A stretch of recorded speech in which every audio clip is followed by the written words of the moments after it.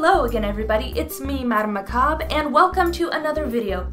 As you can sort of see from behind me, I'm trying out something new yet again. I thought it might be fun to try doing a bit of a physical set, because I've been doing mostly the green screen now lately, but I wanted to try giving this a shot for some of the videos that are, you know, less serious, less real talk, just, you know, fun or spooky, various things. See if you guys like having the set versus the green screen. I don't know. Anyway, for today's video, I thought I would share yet another one of my personal spooky experiences. Lord knows I've had enough of them to have plenty of story times with you guys. So today's story is actually of the old Mannequin house. Sounds so lovely, doesn't it? But that's what we as children called it. See, this story actually took place years and years and years ago, back when I was a wee 6th grader getting ready to graduate and go to middle school. So it was at the end of the year, and one of the friends in our group, I had actually just started to get to know this girl, so I didn't know her very well. I'd never been to her house before, and it was nearing the end of the year, and she wanted to have a big birthday party with everybody coming over and spending the night, because we knew we were all going to be scattering off to different districts when we went to middle school, so it was kind of a final hurrah and her birthday party. So I didn't really know this girl super well, but she was really nice and she seemed really fun and that it would be great. So we decided, you know, pack up, let's go have a slumber party. We get there and nothing seems out of place. Normal house, normal family, normal parents, but things did take a bit of a turn as the evening progressed. It was when we went outside that we started to notice something was a little bit off. So the friend's house that we were staying at, her name was Kelsey. And the thing that got weird had nothing to do with Kelsey's family or Kelsey's home. It was actually when we went outside. The thing that started the trouble was actually the house on the property next door to Kelsey's home. See, there weren't any people living there. It wasn't an abandoned home. Basically, all the local kids took to calling the Mannequin house. There was definitely something very odd about that property. It seemed eerily quiet. I don't know. We got up to the fence line. It was like one of those little chain link fences, so you could see right through it to the property. And it was much quieter the closer you got to the property. And I also noticed that there wasn't any signs of squirrels or birds or any animals. It's like they didn't want anything to do with that plot of land. Like there was squirrels and birds and everything going nuts because it was a little bit more heavily forested and woodland area because it was out by a lot of farmland. But there were no critters that were hanging around that place, and I guess that should have been sign one that it was a little bit off. But so we noticed that, but we didn't really pay it much mind. I mean, again, I was like 12 and a half years old at that time, and I hadn't watched enough horror movies. That stuff doesn't really mean much to you. So, you know, we ignored it. And besides, we had much more pressing matters to deal with, like climbing the tree house they had in their backyard. They had this really cool big old tree house on this massive oak tree, which it was really big. I mean, it was just one room tree house, but it was nice. It had windows, like it kept the elements out, and to get up to it, it had like this trap door you had to pull up and you could climb inside. Now, mind you, during this age, when I was 12 and a half, 13, the internet still wasn't really a common thing. You'd play it on like the one shared family computer, but it wasn't really a major staple like it is now. And cell phones also weren't really a common thing. I didn't actually get my first cell phone till I was like 16, but at 12, none of us had cell phones. So it was just, you know, we did at that age and at that time, we just, you know, played board games and chatted. I'm sure a lot of kids still do that nowadays. It's not all just cell phone stuff. I'm not one of those people like, technology, because I use it. But anyway, I'm sidetracking myself. We actually got on to talking about the old Mannequin house since we were right next to it. It was the elephant in the room. We had heard stories. And Kelsey, I didn't know she lived next to the old Mannequin house, so I was fascinated. And she told us a little bit that, you know, she hadn't really experienced anything too eerie. She said she did find it kind of creepy that the old Mannequin house, all the doors and all the windows were sealed tight. There were padlocks. It was locked up, sealed, chains, all that. And you couldn't see into any of the windows because they had them covered over. The only window that wasn't covered was on the very top floor of the house. Conveniently, the treehouse was at such a level in the air, you could actually see right into that window. Obviously, we all huddled around the treehouse window and sort of looked across, you know, snoopy little kids. And it was dark inside the house, but the daylight still went through that window and lit that room up. It was kind of hard to see because the window was kind of dusty and grimy, but you could see what looked like lots and lots of boxes and some clutter and stuff. But the one thing that practically scared the hell out of us is at first we thought there was a figure standing there watching us in the dark. And until we realized that it wasn't moving. It hadn't moved at all, not like a human standing there, but it was completely motionless. And then we're like, oh, right. Mannequin house. Mannequin. Okay, I'm starting to understand the name of the spooky old house a little bit more now, huh? So this creepy looking mannequin, it was just a life-size mannequin, kind of like the ones you'd see at a store with like no face and they just the weird arm poses you get with mannequins.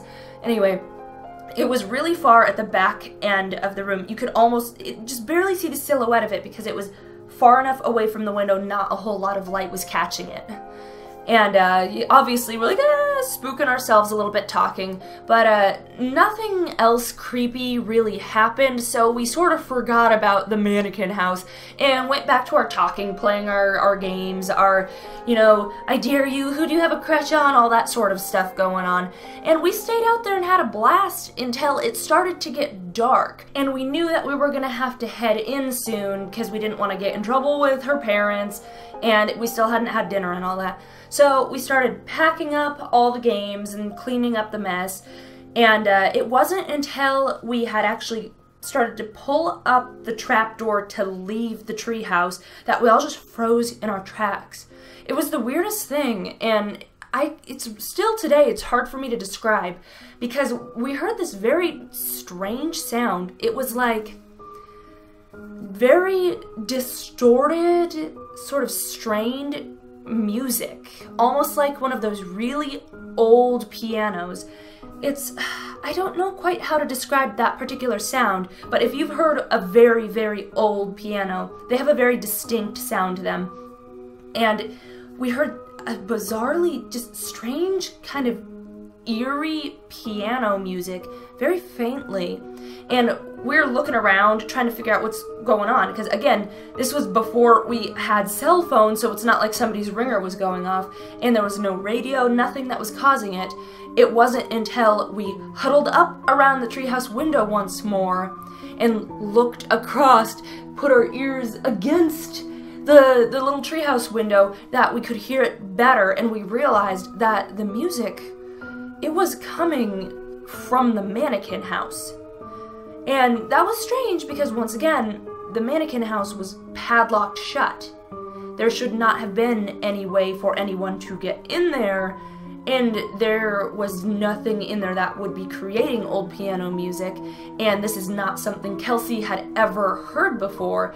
The panic in her eyes told us this wasn't something she was used to, and she wasn't playing a prank on us. So we skedaddled our 12.5-year-old little booties out of that treehouse, tore into Kelsey's parents' house, and refused to go back outside again. We were done. The treehouse was cool. Her parents even was like, yeah, if you want to spend the night up in the treehouse, you can. Because it was warm and it was, you know, safe from the elements and all that. And we were just like, you know what? No, we'll stay inside. That's okay, thank you very much. Honestly, by that point, all of us were pretty spooked by what had happened, so we just tried to sweep it under the rug, ignore it, and get back to the sleepover shenanigans, because, you know, it was a birthday party, we just wanted to have a good time. So we were all huddled in the living room of Kelsey's house, which was, again, happened to be the side of the house that was closest to the old Mannequin house, but we just closed the blinds and closed the curtains, and we're just like, you know, out of sight, out of mind, it'll be fine. And it was fine for, you know, the majority of the night. It was, and this is where it gets spooky, because it was at exactly midnight. Not 11:59, not 12:01, exactly 12 o'clock midnight. We were all chatting and doing our thing, and Kelsey's parents were asleep, her siblings were asleep. It was just us awake, out in the living room, doing our hushed whisper, ha ha ha, trying not to wake anybody up. 12 o'clock midnight, her phone rang. And immediately, Kelsey's face filled with rage, because she's like, oh no, my parents are gonna wake up, they have to work tomorrow, like, who's calling us at this hour? And she runs over, she books it over to the phone because she doesn't want it to ring multiple times and risk waking up her parents. So she catches the phone, she's all angry, and she's like, hello? And then we sit there watching her, and we just see her face go from anger slowly shift to, like, this terrified expression, and then she just shakily hangs up the phone and then looks over to us. And we're like, who was it? Who was it, Kelsey? And she said, there was nobody there. It was just static. Nobody there. And we're, you know, again, 12.5 years old. We're like, oh my God, freaking out. So at that point, we're like, okay, Kelsey, we've heard little bits and pieces about this Mannequin house, but please tell us the whole story, because we had not actually heard the entire story behind this place, and Kelsey, being the one who lived right next door to it, was of course the local expert on the urban legend. So scared out of our minds, we sort of huddled together and got ourselves even more worked up and scared as Kelsey began telling us the story. So essentially, according to, and mind you, again, this is urban legend spread by local children, so I don't actually know what the truth is beyond it. It could be all completely false. It could be based on shreds of truth. I have no idea, but I'm just telling you the urban legend I received that night. Anyway, so Kelsey told us that according to the legend, the person who used to live next door in that house was a middle-aged woman who was extremely eccentric. And she actually collected tons of dolls and mannequins, and she was essentially a shut-in, and she didn't really talk to anybody. Well, the legend goes that apparently one night somebody broke into her house and murdered her, and because she was a shut-in, it took weeks before anybody realized what had happened. And as the story goes, basically, her vengeful spirit began to possess the dolls and the mannequins she left behind in the house, and they would essentially attack anybody who would come in and try and mess with her stuff to sell the property and all that. And that's why the house was just sitting there untouched and abandoned rather than being sold and, you know, repurposed to a new family. So obviously, we're over here freaking out over the story, and once again, with just impeccable timing, as soon as Kelsey had finished telling us this urban legend, it was quiet in that room. It was so silent because we were all just sort of sitting, contemplating the horrors that our 12-and-a-half-year-old minds had just received, and then the silence was pierced by the most blood-curdling female scream I have heard in my life. Just thinking about it is honestly giving me goosebumps a little bit because it was pretty spooky, and it was kind of loud, and it was coming directly from the direction of the old Mannequin house.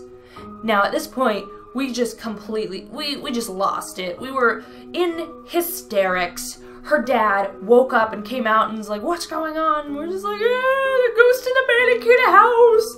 And he's just like, there's nothing going on over there. That's a stupid story. And essentially, it resulted in the whole group of us just huddling together in Kelsey's room until morning.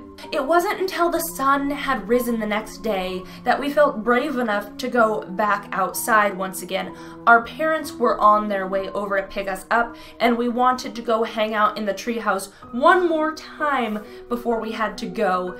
And, you know, even though all that creepy stuff had happened the night before, there's just something about a bright, beautiful, sunny day with blue skies that just gives you more bravery and makes you think, you know, maybe there was nothing to that, you know, maybe, yeah. So we go out, we climb back up, go through the trapdoor, and start hanging out in the treehouse again, chatting and everything, when, I don't know, I just got this urge to look over at the Mannequin house again. It just, you know, when you get some compulsion, you're like, part of you's like, just leave it be, but I felt compulsed. So of course I go over to the treehouse window, I look across, and at that point, like, I swear all the blood must have just like left my face and I must have been white as a ghost because I just went completely silent and stopped responding to the other people who were asking me questions in the group. So they come and join me by the window.